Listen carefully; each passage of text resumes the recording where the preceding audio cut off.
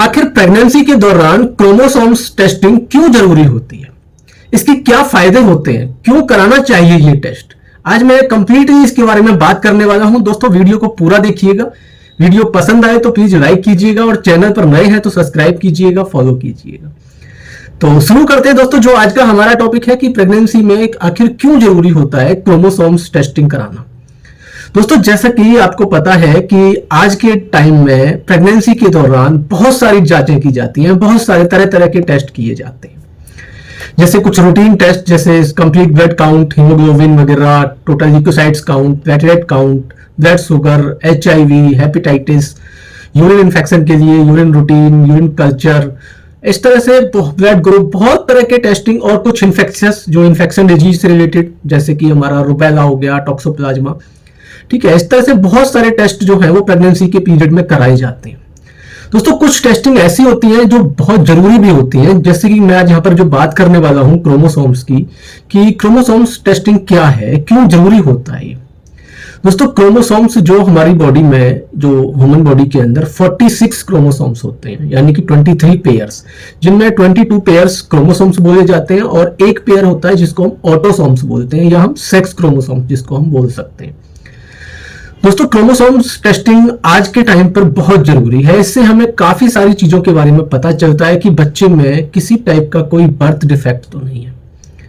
थोड़ा डिटेल में बात करते हैं दोस्तों, आखिर क्या है ये सब।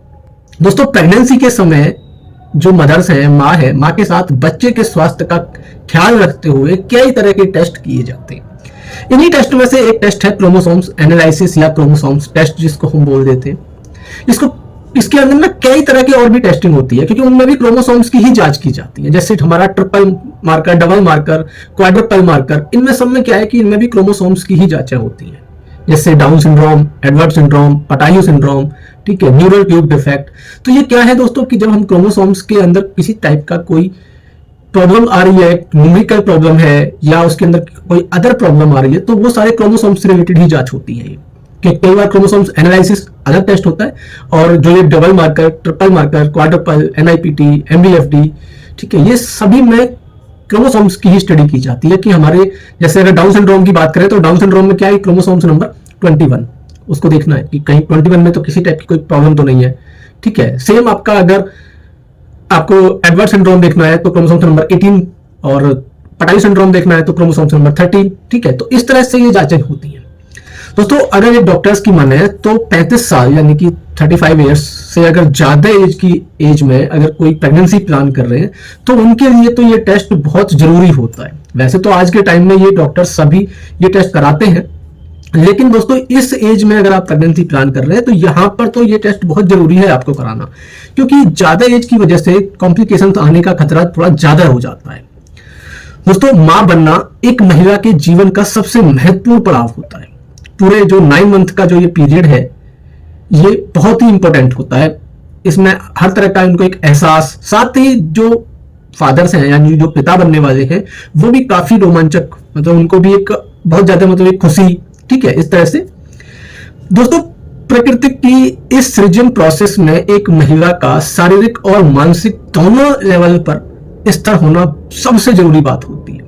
घर में एक सदस्य आने की जितनी खुशी होती है, लेकिन उसके साथ ही कई क्वेश्चंस, कई चिंताएं वो भी स्टार्ट हो जाती हैं। प्रेगनेंसी के दौरान एक सबसे महत्वपूर्ण टेंशन होती है कि होने वाले बच्चे का स्वास्थ्य ठीक होना चाहिए। पुराने टाइम की बात करें तो दोस्तों पैदा होने के बाद, मतलब बच्चा पैदा होने के बाद ही इस बारे में सटीक जानकारी मिल पाती थी कि कोई भी अगर बच्चे के अंदर कोई बर्थ डिफेक्ट है तो वो बच्चा होने के बाद पता चल पाता था। लेकिन आज के टाइम में मेडिकल ने इतनी मतलब टेक्निक्स आ गई हैं, इतनी तरक्की हो चुकी है कि बच्चे को पैदा होने से पहले ही उसके जो स्वास्थ्य कंडीशंस है, कोई किसी टाइप का कोई बर्थ डिफेक्ट है तो उसकी जानकारी हमें पहले ही मिल जाती है। इनमें से एक है दोस्तों क्रोमोसोम्स टेस्ट।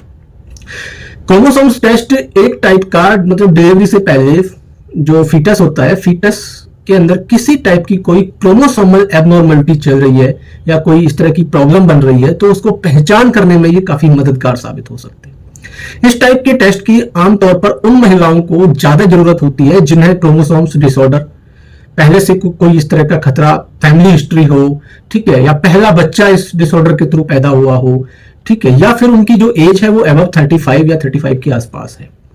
ठीक है, तो उनके लिए तो ये टेस्टिंग बहुत जरूरी होती है।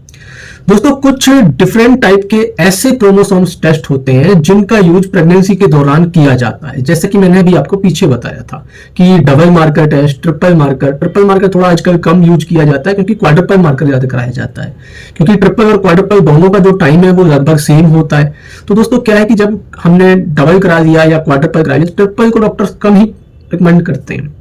इसके अलावा दोस्तों इसका और एक एडवांस टेस्ट होता है जिसे हम NIPT या NVFT, NIPT मतलब नॉन इन्वेसिव प्रीनेंटल टेस्टिंग, या जिसको हम MBFD भी बोलते हैं, maternal blood for fetal DNA, यानी कि मदर के ब्लड से फीटल के DNA की जांच करना। तो इसमें भी आपके क्रोमोसोम्स की ही जांचें होती हैं, जो सारे क्रोमोसोम्स हैं, जैसे कि हमारा 21 हो गया, क्योंकि सबसे ज्यादा जो खतरा है वो हमारी इंडियन पॉपुलेशन में है, वो डाउन सिंड्रोम का सबसे ज्यादा देखा जाता है। इसके बाद एडवर्ड सिंड्रोम, पटायो सिंड्रोम और NTD। तो ये 3-4 चीजें ऐसी हैं जो जिनका रिस्क सबसे ज्यादा इंडियन पॉपुलेशन में रहता है। ठीक है, इसके अलावा भी बहुत सारे, जैसे टर्नर सिंड्रोम होता है, ठीक है, क्लाइनफेल्टर सिंड्रोम होता है, तो और भी जांचें तो सबकी होती हैं, बट जो सबसे ज्यादा कॉमन है। ठीक है, तो दोस्तों डाउन सिंड्रोम जो होता है इसे ट्राइसोमी 21, और पटायू सिंड्रोम ट्राइसोमी 18, और जो एडवर्ड सिंड्रोम इसको हम ट्राइसोमी 13 बोलते हैं। ट्राइसोमी का मतलब होता है कि जो हमारा क्रोमोसोम्स होता है वो आपने अगर देखा होगा तो एक्स की शेप में होता है, यानी कि ऊपर की तरफ 2 उसमें भुजाएं टाइप में होती हैं। तो अगर वहां पर 2 की जगह 3 हो जाती हैं तो वो बोला जाता है ट्राइसोमी।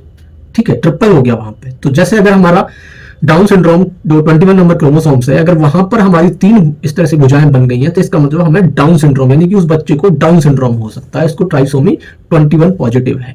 तो उस तरह से बच्चे में कुछ डिफेक्ट आने स्टार्ट हो जाते हैं। सेम 18 में भी यही होता है, सेम 13 में भी यही होता है। ठीक है, तो यहाँ पर बच्चे के अंदर प्रॉब्लम शुरू हो जाती है, और 18 में थोड़ी ज्यादा होती है, और 13 में तो बहुत ज्यादा प्रॉब्लम हो जाती है। बच्चे के पूरी तरह से ऑर्गन्स भी नहीं बन पाते हैं कई बार। ठीक है, ऐसे होता है दोस्तों मोनोसोमी। मोनोसोमी क्या होता है कि जैसे जब मैंने बताया कि कहीं पे ट्रिपल हो गया तो ट्राइसोमी हो गया। अगर वहां पर एक भुजा जैसे एक्स शेप में है तो एक एक्स की ऊपर की साइड, नीचे की साइड कहीं से भी कुछ पार्ट कट गया, ठीक है, तो यानी कि कम हो गया, तो उस कंडीशन को बोला जाता है मोनोसोमी। ठीक है, तो ये सारी जो टेस्टिंग है NIPT तक, ये सभी एक क्रोमोसोम्स के लिए की जाती है। इसके अलावा भी कुछ टेस्टिंग होती है। अदर टाइप की टेस्टिंग की बात करें तो वहां पर आता है दोस्तों CVS टेस्ट। CVS होता है कॉरियोनिक विसल सैंपलिंग। ठीक है, CVS का पूरा नाम होता है कॉरियोनिक विसल सैंपल। तो कॉरियोनिक विसल सैंपल जो होता है ये दोस्तों प्लेसेंटा से लिया जाता है, जिसे गर्भनाल बोलते हैं। ठीक है, वहां से ही लिया जाता है इसका जो ब्लड सैंपल नहीं, जो प्लेसेंटा के अंदर जो फ्लूइड होता है। तो इससे भी जांच क्रोमोसोम्स की ही की जाती है। इससे थोड़ा और डीप चले जाते हैं, मतलब इससे और एक बेटर रिजल्ट मिलने का, लेकिन ये थोड़ा सा रिस्क भरा हो जाता है यहाँ पर आने के बाद, क्योंकि जो NIPT तक थे वो तो सारे ब्लड बेस है। तो ब्लड बेस क्या है कि हमने बाजू से ब्लड ले लिया तो हमें वो नॉन इन्वेसिव हो गया, यानी कि पेनफुल नहीं है। लेकिन ये थोड़ा सा रिस्क भरा टेस्ट होते हैं, क्योंकि इसका जो सैंपल है वो प्लेसेंटा से लिया जाता है। इसके अलावा भी एक टेस्ट और होता है जिसको हम एम्नियोसिंथेसिस बोलते हैं। ठीक है, एम्नियोसिंथेसिस क्या होता है, जो वॉर्म्स होता है, वॉर्म्स के यहाँ पर बच्चा होता है, जो उसके आसपास आपने देखा होगा एक पानी सा भरा होता है, फ्लूइड भरा हुआ होता है, जिसमें बच्चा तैरता रहता है। ठीक है, तो वो होता है एम्नियोटिक फ्लूइड। तो एम्नियोटिक फ्लूइड का सैंपल लिया जाता है, और एम्नियोटिक फ्लूइड का सैंपल लेने के बाद उसका फिर एम्नियोसिंथेसिस टेस्ट किया जाता है, वही देखने के लिए कि बच्चे में किसी टाइप का कोई क्रोमोसोम्स एबनॉर्मलिटी तो नहीं है।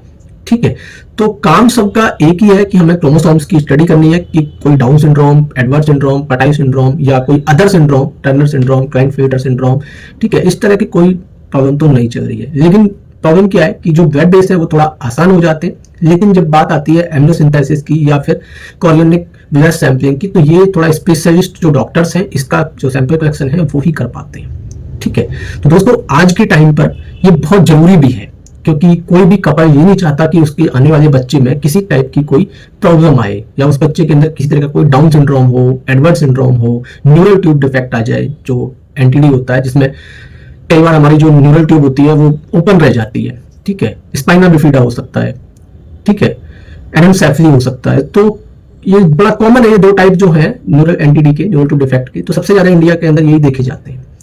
और इनका भी ना एक टाइम पीरियड होता है, ऐसा नहीं कि ये टेस्टिंग कभी भी कराई जा सकती है। हर टेस्ट का एक टाइम पीरियड है प्रेगनेंसी के दौरान। जैसे हमारा अगर डबल मार्कर की बात करें तो डबल मार्कर के लिए जो बेस्ट टाइम माना जाता है वो 9 to 13 वीक्स, यानी कि 9 हफ्ते से लेकर 13 वीक्स तक। लेकिन उसका जो उसमें भी बेस्ट टाइम अगर काउंट करें तो 10 to 13 वीक्स। ठीक है, कई बार क्या है 9 वीक में कुछ फीचर्स नहीं आते क्योंकि इनमें ना अल्ट्रासाउंड की रिपोर्ट भी साथ में दी जाती है, टेस्टिंग के लिए जाती है। जो सेम आपका क्वाड्रपल मार्कर है, ये 15 वीक से लेकर 22 वीक तक हो जाता है। सेम MVFT है, ये भी आपका 22 वीक तक हो जाता है। क्योंकि अगर कल को ऐसी कोई दिक्कत आती है, कोई बड़ी प्रॉब्लम निकल के आ जाती है, तो जहां पर कुछ अगर कोई भी डिसीजन लेना है तो डॉक्टर्स उस डिसीजन को ले सके। लेकिन उसके बावजूद भी अगर वहां पर डबल मार्कर में कुछ प्रॉब्लम आ रही है, कोई डाउन सिंड्रोम आ रहा है, तो ऐसा नहीं है कि एकदम डिसीजन डॉक्टर्स ले देंगे। उसके बावजूद भी हो सकता है वो अगला टेस्ट स्टेप पे जाए, क्योंकि ये सारे ना स्क्रीनिंग टेस्ट होते हैं। फिर वो कंफर्मेटरी, जैसे एमनिसिंथेसिस हो गया, ये कंफर्मेटरी टेस्टिंग, थोड़ा इनका रिजल्ट वहां से थोड़ा ज्यादा बेटर होता है। ठीक है, तो ये सब कराया जाता है। दोस्तों वीडियो पसंद आया हो तो प्लीज लाइक कीजिएगा, और चैनल पर नए हैं तो सब्सक्राइब कीजिएगा, फॉलो कीजिएगा। मिलते हैं नेक्स्ट वीडियो में। Thank you so much.